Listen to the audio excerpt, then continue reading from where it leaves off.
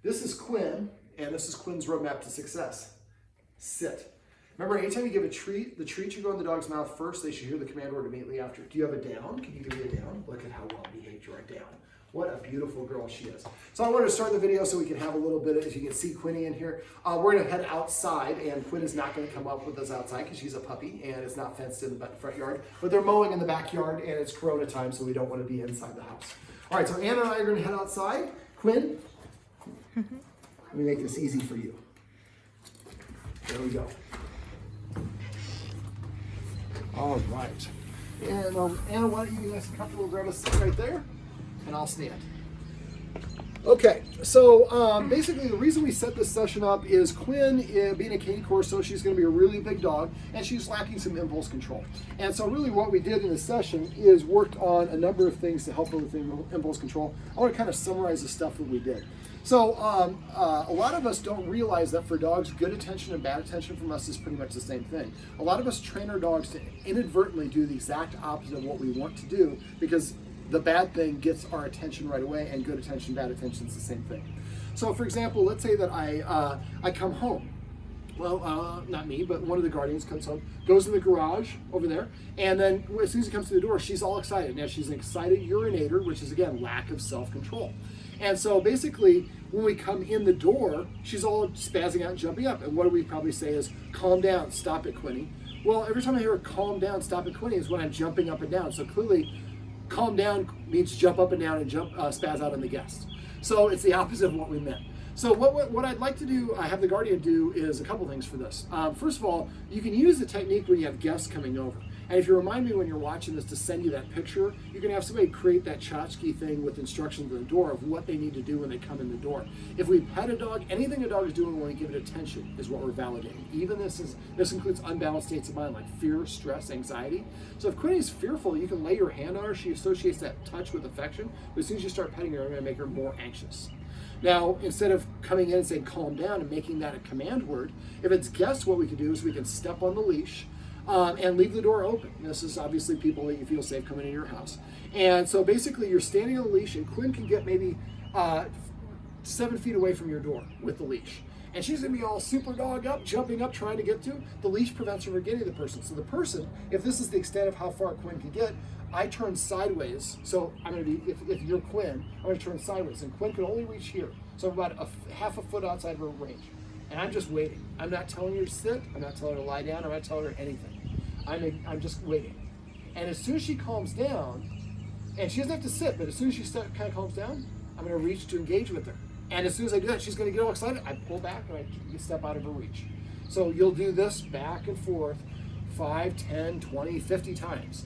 But what we're teaching through the principle of operant conditioning is when I'm calm, I'm very attractive to the guests. They want to pet me, they want to engage me. As soon as I get excited, they reach, they step on the side, they turn the side, and then I've lost their interest. It'll take a lot of repetition, but eventually she'll learn that being calm is what is the name of the game. Being calm gets humans' attention. So I would do that at this door with guests. I would also do a couple other things. We call it desensitizing. I'm guessing right now, I didn't ask the guardians, but I guarantee that if I ring that doorbell, Quinn probably goes nuts inside. Well, what you could do, I've had clients who actually have the kids in the neighborhood come over and ring their doorbell. Just walk up to the deal, ring the doorbell, and then walk away. Well, we ring the doorbell, the dog runs to the door because that's where something's going to come in. It's a very excitable time, and then they're all excited, and that's when the excited urination or the nips or all this stuff can happen. So if somebody comes to the door, rings the doorbell, ding dong, the dog runs the door, and they're all excited, but you don't get up. You don't go to the door, nobody comes inside. We kind of desensitize the dog from that stimulus. Another one you could do is knocking on the wall. So when you're watching TV and there's nobody at the door, there's nobody out in front of your house, knock on the wall a little bit to simulate a knock at the door. Again, she's gonna get all excited, run to the door, but you don't come to the door and nobody comes inside. After a while, won't get a response from the dog. So these are all things, again, she's a big dog, so I'm not worried about anybody trying to break in. If somebody tries to break in, she's a guard dog as her breed, and so she's going to do it. We don't need her to manifest that. But if she's barking and getting all aroused every time somebody comes to the door or passes by, that's when mistakes do happen. Now, getting back to when the guardians come home, they come through the garage, which is over here. What I'd recommend you do is get a baby gate. Put it on the inside. So I'm in the garage, there's the big solid door, and I'd open that door, and then I'd like to have the baby gate right there. so it's already closed. That prevents Quinn from getting to us. And what I would do is have the guardian just hang out in the garage and just wait. Again, similar principle what I talked about the leash, but we're using the baby gate as the leash in this capacity. So I'm just going to stand here, and I probably would be standing sideways. And she's going to be all excited and jumping up and vocalizing, and it doesn't get any response from us whatsoever. And as soon as the dog calms down, then I would turn to face, and if she stays calm, then I would reach for the handle. If I turn like this and she gets wiggly again, I turn to the side again. I think it'd be nice if, when you're doing this, text each other when you're on the way home. Have somebody leave a lemonade or a cocktail in the garage, and you can enjoy a little cocktail, and you're nice and relaxed. Put a chair out there so you can sit, so you can be nice and chill. So maybe not the chair. So basically, so as soon as she's calm, I turn. If she stays calm, then I reach for it. And just this reach is probably going to get her excited. So I pull my arm back and I wait, and I'm not giving her a direction. I'm not telling her to sit or anything. When she calms herself down, I reach for it. So the first stage is just having her be calm when she can see you. Second stage is to turn towards the door, and if she gets too excited, again, we turn away, and that's turning down the volume a little bit. We wait for her to calm down. So this is stage number 2, just turning back and forth until you can be facing her. With my stuff is very valuable. You don't want to let it drip. So I can face her and she's calm. The third stage is reaching for the baby gate, and I'm not even touching it. I'm just reaching for it. And as soon as she gets excited, I stop. I'm not giving her any direction or correction. I just stop. And if I have to, I can go all the way back to this position. So eventually, for the third stage, I can actually touch it, and I'm going to jiggle it, and that's going to get her excited as well. Then I pull my arm back, wait for her to settle down. When she settles, I jiggle again. So what we're doing is breaking down the activity of entering into small individual steps and teaching the dog the behavior that we want them to demonstrate for each individual step.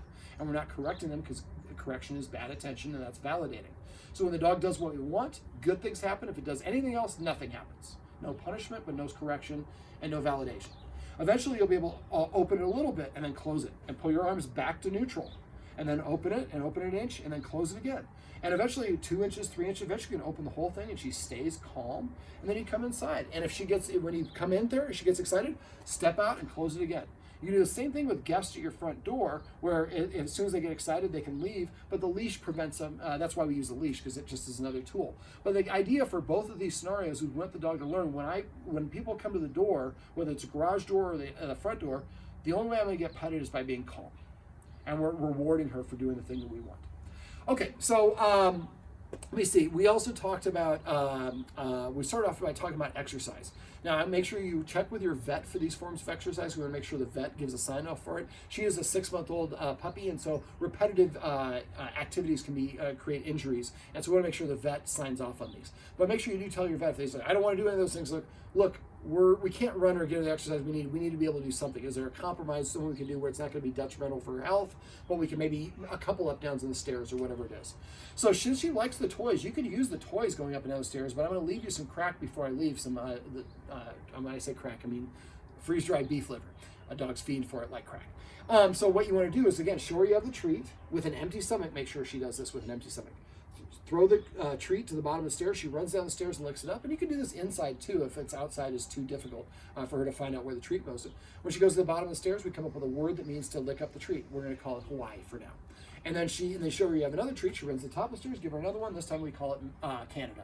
And each down up is 1. We keep on throwing it up and down the stairs. And the first time with an empty stomach, and the Quinn's like, "You're crazy. I've been down 28 2 times. I'm not going down there anymore."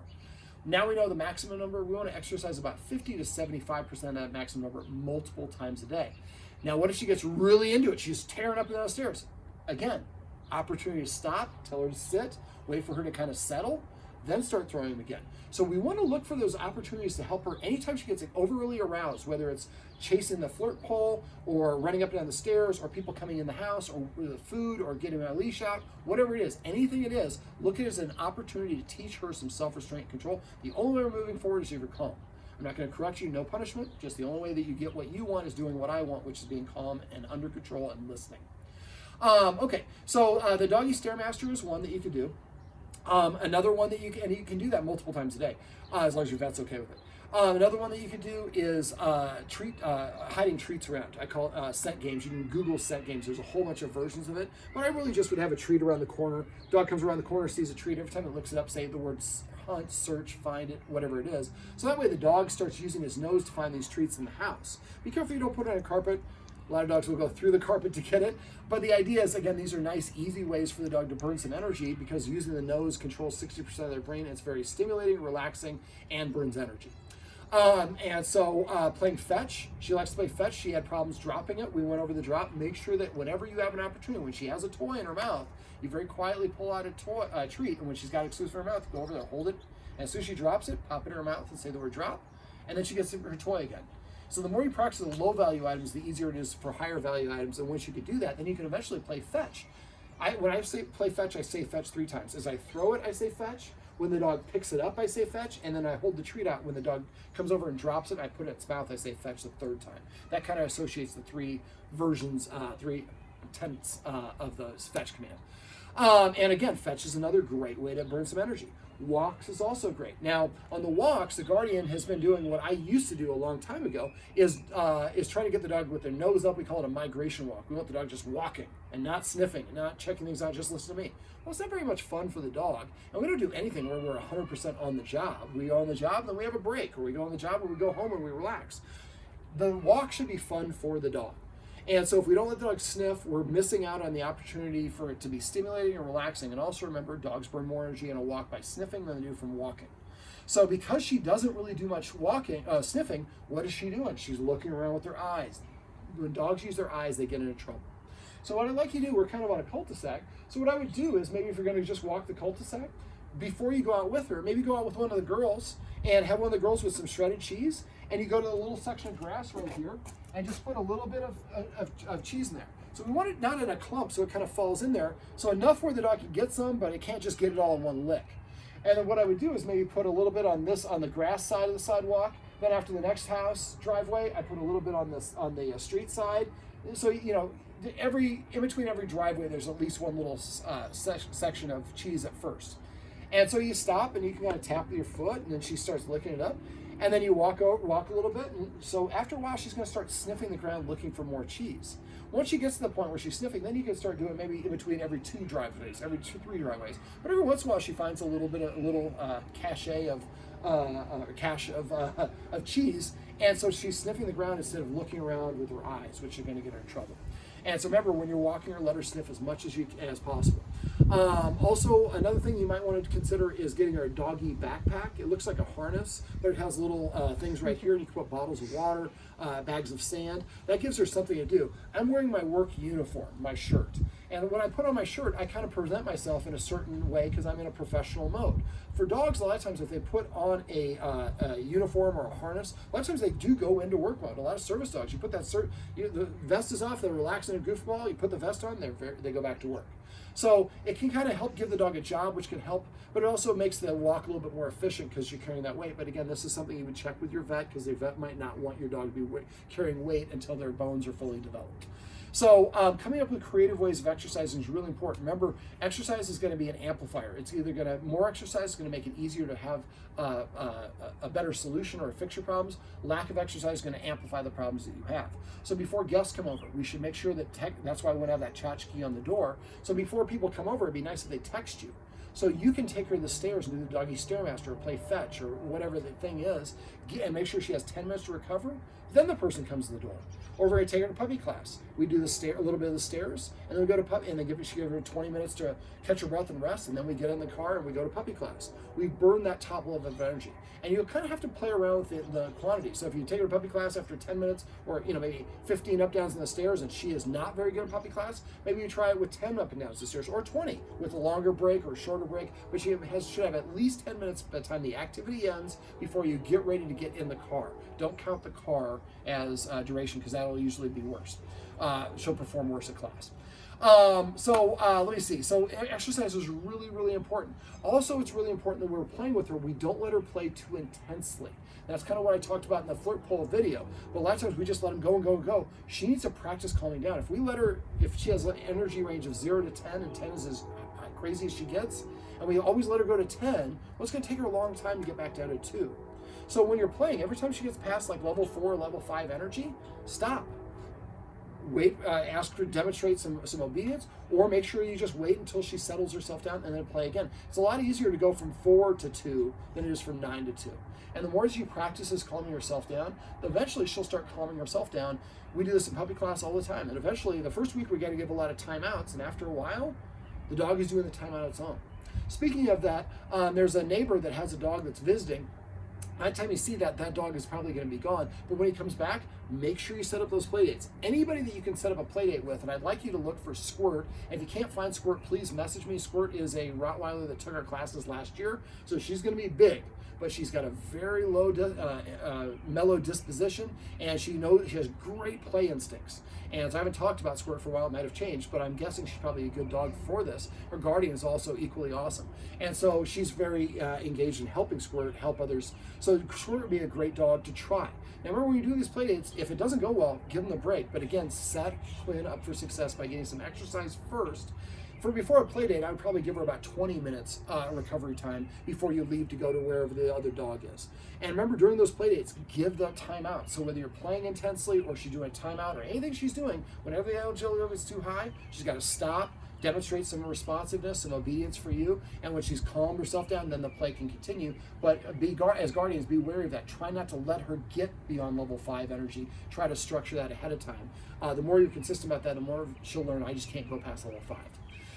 Okay, so something else, a lot of times when we come home, we're petting the dog when it jumps up, and remember, anything your dog is doing when you pet it is what you're reinforcing. So I came up, I call it paycheck. Basically, I like using watchwords. So I say repeat or rerun if you're using the word multiple times. If you repeat a word multiple times in a row, dogs will stop listening for it. So one of the things the guardian was doing, he's trying to teach the dog to stay with the flirt pole, which I love, but he was saying stay, stay, stay, and that will actually cause the dog to learn to not stay. And really what you're doing there is you're doing a wait. You're asking the dog to wait for a short period of time until you give the next command. Stay means stay until you hear release or break or whatever, freedom, whatever your word is. And that's much more formal. So I would rather that you use a wait or a hold and change it to that, or you might call your stay freeze and then keep on saying stay for it. But really what you're doing is a hold. So when you make sure when you guys come home, if you're not petting her when she's excited, that's going to amplify her excitement. That's going to lead to more excited urination. And also, if she jumps up on you and you pet her, you're saying that jumping up on a human is how you should ask a human to pet. She can get away with you guys, but she thinks anything she does with you, she thinks she can do with anyone. And this is, I think, part of the reason she was jumping up on me and Anna and I don't care, but other people are going to, and it's also not developing the best social skills. And so she's going to be a real big dog. When she's 200 pounds, you don't want her jumping up on somebody, but she will continue to do it unless you work on it now. So when you come home, you're going to do that practice exercise at the door. That will help her be a lot calmer. And then when you come in, she shouldn't be jumping up on you. But if she does, absolutely under no circumstances can you pet her. And also don't shove her off or even chastise her, because remember, that's validating. So we also talked about some rules. She has a couple of rules. Her guardian's taken our puppy class, so she's already taken some of these to heart. Well, a lot of us have no rules for our dog because we think of rules as a negative, because when rules are introduced to us, we're kids, and they're stopping us from running with scissors and jumping off the stairs and all the rest of the stuff that we want to do. And we hear these thousands and thousands of times, and as adults, we grow to think of rules as a negative, and anybody who enforces them is mean. But it's not.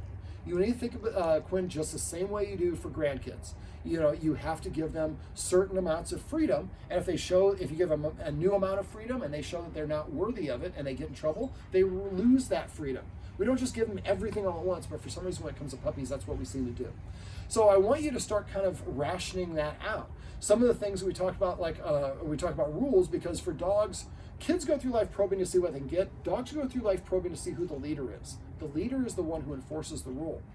Now, we think often of breaking the rule as a reward for a dog, and it is extraordinarily confusing for dogs. It slows down their learning.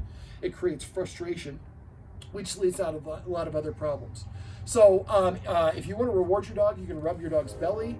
You can play a game with them as long as she's not too aroused. Go for a walk, throw the ball, give her some treats. There's a lot of ways to reward her. It shouldn't be through breaking a rule, because that's going to cause her to want to do whatever the thing is again, over and over again, when you're just trying to be nice, but you're really giving her a taste for something she's going to want more of. So some of the rules should be in place for a minimum of 90 days, minimum, or as long as the problems are still going on.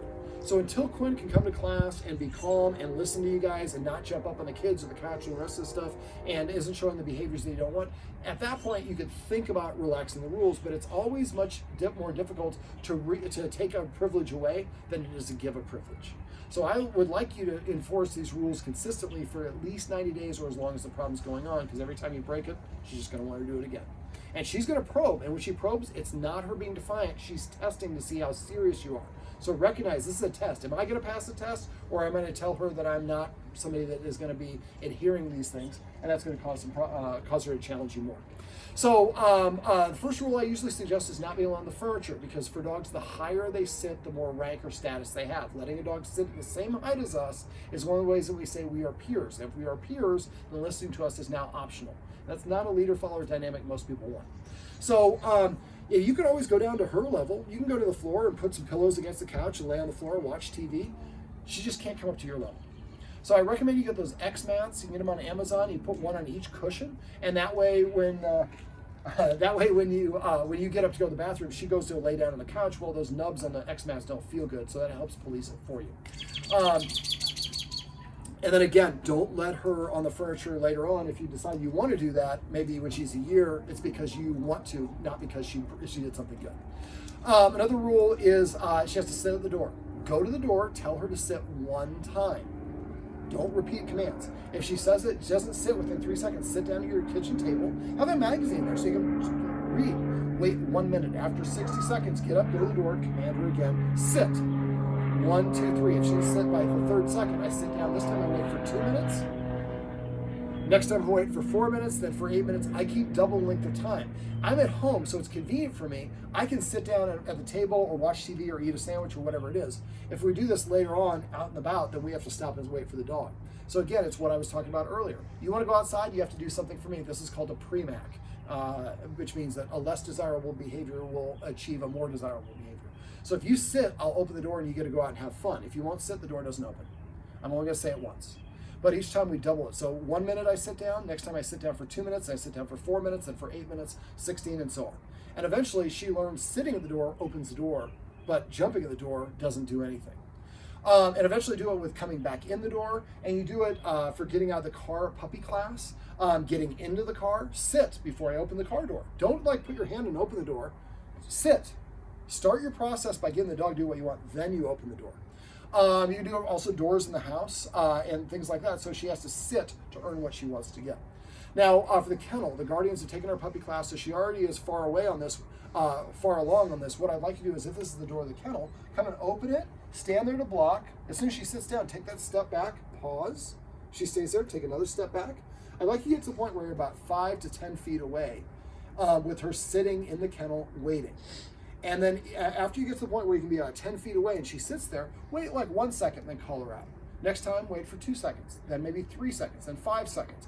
Gradually increase that. It may be nice to eventually be able to come home, open the kennel door, go and wash your hands, because it's Corona, we wash your hands for everything, and then make yourself a sandwich and sit down and be like, release, and then she runs out of the kennel. So she's sitting there waiting. That's great respect for you as an authority figure. That helps her practice some self-restraint, self-control. The kennel prevents her from running around. That will help with excited urination and all the other things.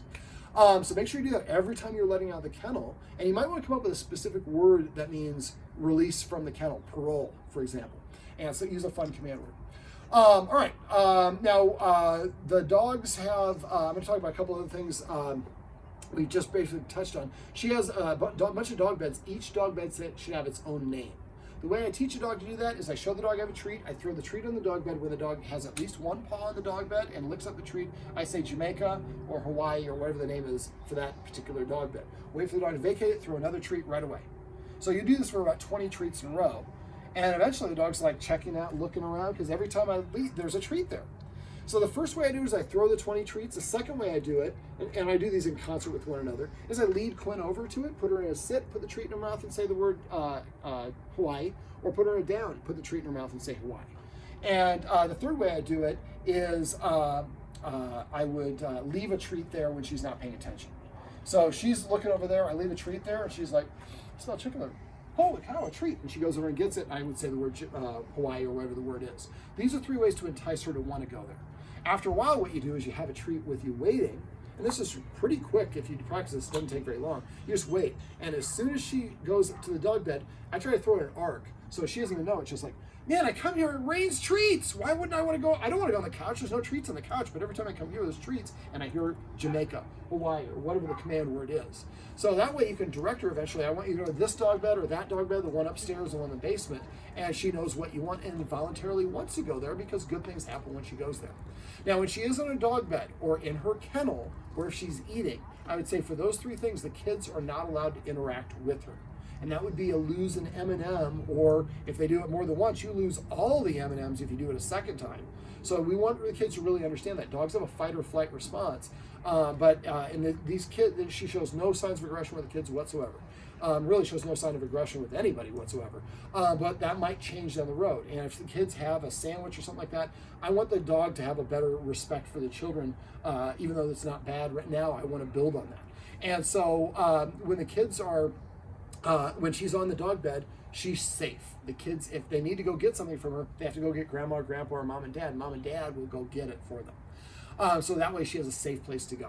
I'd also, it wouldn't be a bad idea to have, right now you're saying free to eat the food. What I would use, I would come up with a command word that means like sushi or meatball or pork chop or whatever is your favorite food. Every time she takes her first bite of food for about 4 months, say pork chop. After a while, pork chop becomes the command word. Now, so you can have the kids say pork chop. Now, the kids are the ones in charge of giving her permission to eat. But I would make sure that you're established in that new word for a couple weeks before you have the kids start helping you. One other thing you could do, though, is you could have a bowl of her food and have the kids hand feed her. So have the kids with you. Do you have her bowl of food? All right, tell Quinny to sit. As soon as Quinny sits, they take a scoop of food and they give it to her and say, sit. And you're using your food to train her. Dogs need to practice things in multiple parts of the house. So this gives you the ability to walk around your house with your little magic helpers, and then they're practicing, and when she eats the food out of their hand, that really elevates them as an authority figure. But make sure before you do this exercise or anytime you're feeding Quinn, that whoever's feeding her should eat something first. 5 bites of a cracker, piece of celery will work, 5 or more bites of whatever you want. Don't fake it. If you're gonna eat a real meal first, that's great too, but it's not always convenient for us. All you have to do is eat 5 bites in front of her. So if you, I just want the kids to, and it'd be nice if the kids are the ones releasing her from the kennel. Parole, and then she gets to run out. So the more that the kids are in charge of releasing her from these things that the humans start and set up first, the more the kids are looked at as the authority figures. One of them's looking at me at the door. All right, so let me see, what else? We also talked about other rules, not being allowed in the kitchen where we're preparing food. I showed you how to do that, so practice that. Also, around the kitchen table, I would put probably painter's tape down temporarily. You only have to have it down for about a week or so, but it just really helps to know where those lines are. You could do just the tile, but because of the way your house is set up, I think she's going to go towards the door and go down that hallway. So if you put the tape down, that's a nice way for her to understand it. And you use the kids to help you. Every time you do a snack, have them help you eating the snack at the kitchen table. Or at the bar, or on the couch. And when she's on the couch, the dogs have to be Quinn's got to be 7 feet away from her there. You're not necessarily put painter's tape down on the carpet, but you use the same technique walking towards her, and then make sure you're consistent where you stop that. So if this is the line, I'm going to rush towards her, but I'm always going to stop here. I'm never going to stop on this side, and I would stop here. If she crossed the line, I rush to her, and I get to this point, and she vacates it, I can stop here. I don't have to go all the way to the line unless she's still across it. All right, we also talked about petting with a purpose and passive training. Petting with a purpose is what it sounds like. It's petting your dog for a reason. Leaders tell, followers ask. So if Quinny comes up and pushes a ball at you, she's telling you what to do. She's cute, but she is still telling you what to do. If you get up and play fetch with her, she just told you what to do and you listen to her, so now she's the leader, you're the follower. So the idea with the exercise is to manage that ahead of time, so you're already ahead of that, so she doesn't have to come and tell you that. So she does tell you that. Ask yourself how long has it been since she's been exercised, and then make sure you structure it next time so that she doesn't have to wait that long. But so she comes up and nudges me with the ball. She's telling me what to do. I give her a counter order, tell her to sit or to lie down. If she's already sitting here, I can have her sit over here. She doesn't always have to go to the other. Don't practice shake. And if she sits within 3 seconds, then I pet her under her chin, I say the word sit, and I pet her as much as little as I want. If she doesn't sit within 3 seconds, I just go back to watching TV, or kissing my partner, or reading my emails, or doing whatever it is. Playing hard to get works great for dog training.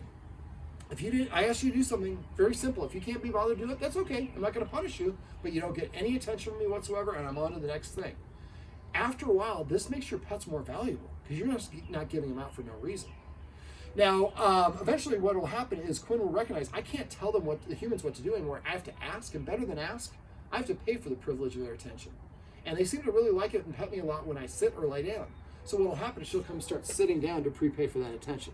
And when she does that, make sure you pet her, because that's a very polite and desirable thing.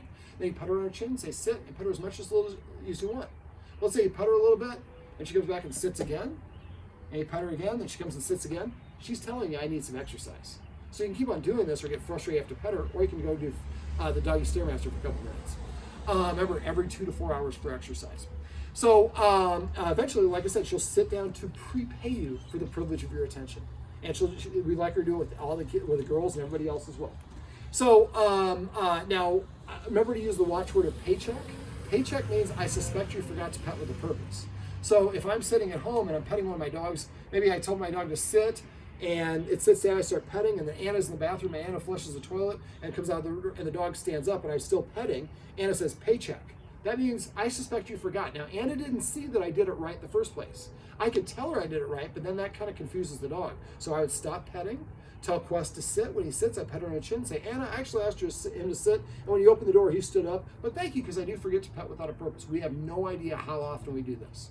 So paycheck is not a gotcha. It's just a gentle reminder. And even if you did it right, you stop, you tell the dog to sit, pet it on your chin. If it doesn't sit, then you don't pet it. Sit. 1, 2, 3, didn't sit. I actually asked Quinn to sit, and you just missed it. But thanks for reminding me, because I do forget to pet without a purpose. Now, even if you want to pet your dog, you should still tell Quinn to sit. And if she doesn't, the more you do that and abstain from petting her, the more likely she will be to sit for you in the future.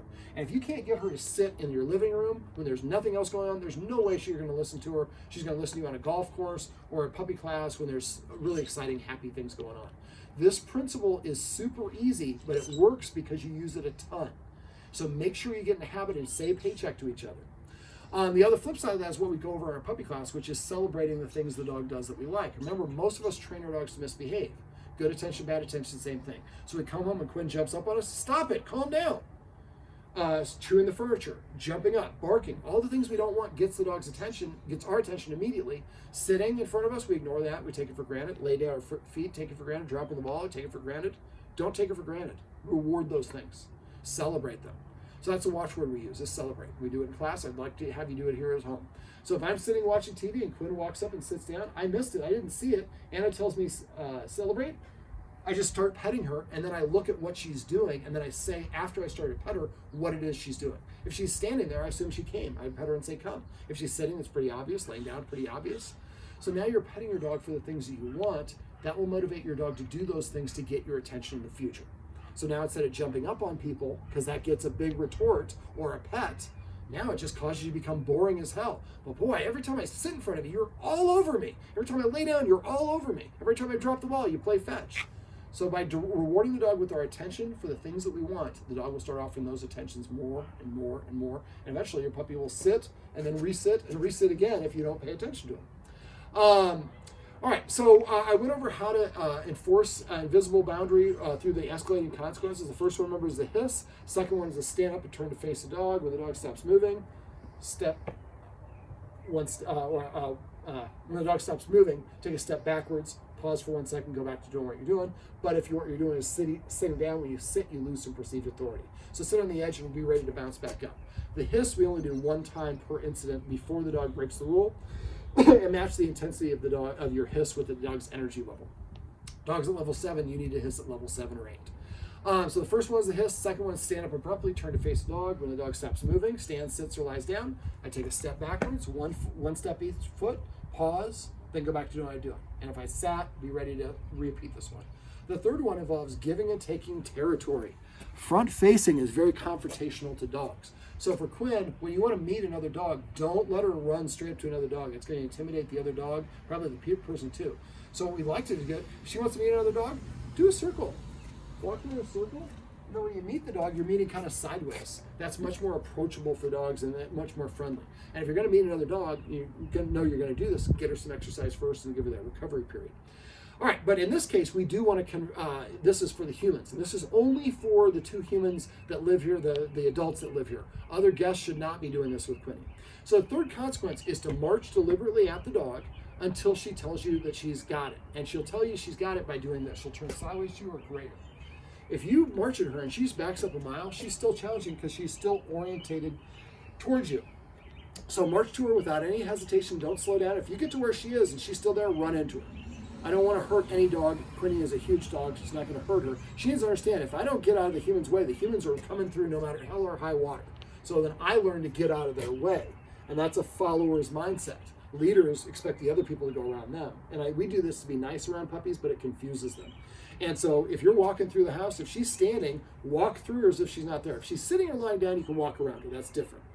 So the third consequence is to march deliberately at her until she turns sideways or greater. And once that's the case, you stop. Well, this looks kind of indecisive, my feet like this, so I complete my movement, and now I go down to the second consequence of pivoting, dog stationary, step, step, pause, and go back to doing what I'm doing. Now remember, for your kitchen, what you can do is go in your kitchen, do that out command like I showed you, throw the treat, and after you've done the treat, and that's actually something I would have you do with the girls, grab kibble. You can use kibble for that. So have the girls go to every doorway in the house, and this is the doorway and this is the room. Have the girl here with me and say, okay, throw it outside. So she throws the treat, go right there. Quinn goes out there and licks it up, and then we say out. So what we're qualifying is leaving every room is a positive thing. So now you can have the girls do that, and you can use Quinn's food for that. That's a great way to help her learn, and she's probably going to be interested in the treat, getting her kibble to do whatever it is. Then eventually you say out, and Quinn goes out on her own. Then you give her the treat after, so you're paying her for doing the job. But at first we throw the treat to lure, and the kids can help out with that as well. Okay, so